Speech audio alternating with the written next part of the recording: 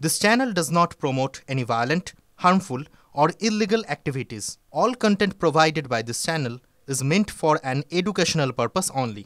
Top quality और consistent performance के लिए सिर्फ सिल्वर पंप्स नाम याद रखना।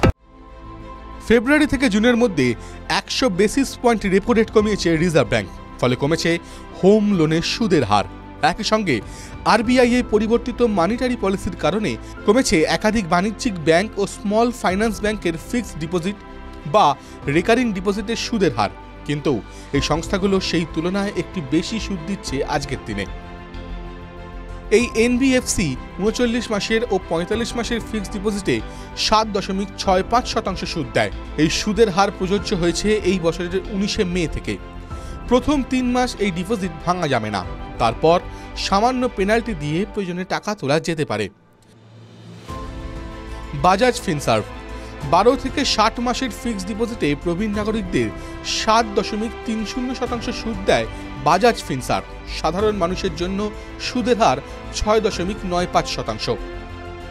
মুথুট ক্যাপিটাল 12 মাসের ফিক্সড ডিপোজিটে 7.90% সুদ দেয় মুথুট ফাইন্যান্স।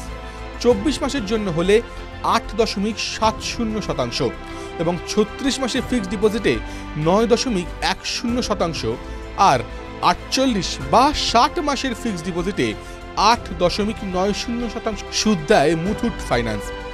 একই রকমভাবে শ্রীরাম ফাইন্যান্স, সুন্দরম ফাইন্যান্স ও পিএনবি হাউজিং ফাইন্যান্সও বেশ ভালো সুদ দেয় তাদের ফিক্সড ডিপোজিটে। কিন্তু ব্যাংকে ফিক্সড ডিপোজিট খুললে তা অনেক বেশি সুরক্ষিত বলে গণ্য করা হয়। তাতে 5 লক্ষের বীমার সুবিধাও পাওয়া যায়। ফলে ফিক্সড ডিপোজিট কোথায় করবেন তা ভেবে চিন্তে করুন। কোথাও বিনিয়োগ করতে চাইলে সেই বিষয়ে যথাযথ তথ্য অনুসন্ধান ও বিশ্লেষণ করুন। এই লেখা শুধুমাত্র শিক্ষাগত উদ্দেশ্যে। TV9 বাংলা বিনিয়োগের কোনো উপদেশ দেয় না। যে কোনো বিনিয়োগই বাজারগত ঝুঁকি সাপেক্ষ, তাই বিনিয়োগ সংক্রান্ত সমস্ত নথি সাবধানে পড়ে নেবেন, তারপর বিনিয়োগের সিদ্ধান্ত নেবেন। TV9 Bangla digital.